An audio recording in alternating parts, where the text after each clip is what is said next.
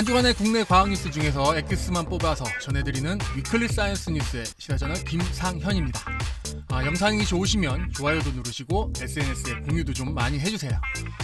지난주에는 유난히 코로나19에 대한 연구 내용이 많이 나왔습니다. 그래서 오늘은 조금 빠르게 코로나19 관련 연구를 모아서 알려드리겠습니다.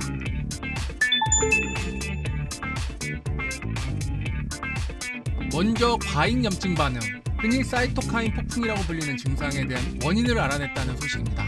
사이토카인이란 면역세포에서 분비해서 면역 반응에 반응하는 단백질인데요.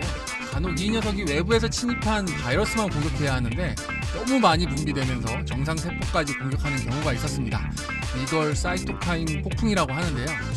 코로나19가 무서운 이유는 중증 질환으로 발전하는 경우 때문인데요. 이 사이토카인 폭풍 때문에 중증 코로나19가 유발하는 경우가 있다고 합니다. 문제는 이 사이토카인 폭풍에 대한 원인을 몰랐다는 건데요. 카이스트는 의과학대학원 이정석 연구원과 생명과학과 박성완 연구원이 주도해서 이 원인에 대해 알아냈다고 밝혔습니다. 연구팀은 중증과 경증 코로나19 환자에게서 혈액을 얻어서 분석을 실시를 했습니다. 코로나19 환자는 공통적으로 면역세포에서 염증성 사이토카인의 일종인 종양대사인자와 인터류킨이 공통으로 나타났는데요. 중증 환자만 인터페론이라는 사이토카인 반응이 강하게 나타났습니다. 인터페론이라는 사이토카인은 항바이러스 작용을 하는데요. 코로나19 환자한테는 오히려 과도한 염증 반응을 촉발할 수 있다는 걸 알아낸 겁니다. 중증 코로나19 환자에게 인터페론을 표적으로 하는 새로운 치료 방법도 생각해 볼 수 있을 것 같습니다. 다음은 한국내연구원의 연구 내용인데요. 코로나19가 고령일수록 위험하다는 것들은 많이 들어서 알고 계실 겁니다. 그런데 고령 중에서도 치매 환자일수록 코로나19에 감염될 가능성이 높다는 연구 결과가 나왔습니다. 한국내연구원 주재열 임기환 박사가 연구한 내용인데요. 고령의 알츠하이머 환자에게서 코로나19 바이러스의 수용체인 안지오텐시 전환효소가 증가한다는 사실을 발견한 겁니다. 이 안지오텐시 전환효소는 코로나19 바이러스가 인간 세포에 침입할 때 사용하는 수용체로 알려져 있습니다. 이번 연구가 가능했던 건 빅데이터 덕인데요. 알츠하이머 질환을 앓고 있는 고령 환자의 뇌조직과 혈액의 유전자 정보가 담긴 빅데이터로 전사태 분사 기법을 통해서 안지오텐시 전환효소 유전자 발현량을 분석해서 결과를 이끌어냈습니다. 지실험을 통해서도 같은 결과를 확인했다고 하네요.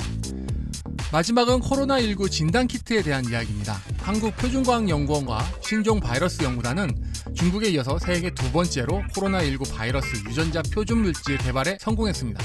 이 표준물질 개발이 왜 중요하냐면 표준물질이 없으면 코로나19 양성 판정이 검사하는 곳마다 또 검사하는 키트마다 다 다를 수가 있거든요.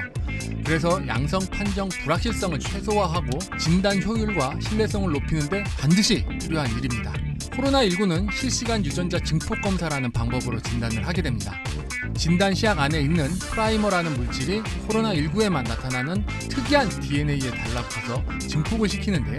이때 증폭 과정을 얼마나 거쳤는지 의미하는 값이 일정 기준보다 낮으면 양성이고 높으면 음성으로 판정을 합니다. 연구팀은 역전사 디지털 중합효소 연쇄 반응을 이용해서 코로나19 바이러스 표준물질 개발에 성공했습니다. 이 방법은 유전자의 절대 정량이 가능해서 검체 내에 코로나19 바이러스가 있는지 없는지 확인할 수 있는 것뿐만 아니라 몇 개나 가지고 있는지 추정도 가능하다고 합니다. 거기다 우리나라 표준물질은 전체 유전체의 약 90%를 담고 있기 때문에 코로나19의 변이에도 재빨리 대응할 수 있다는 것이 특징입니다. 중국에서 만든 건 겨우 10% 정도 들어있다고 합니다. 이제 K방역의 신뢰도가 한 단계 더 올라갈 수 있을 것 같아서 많이 기대가 됩니다.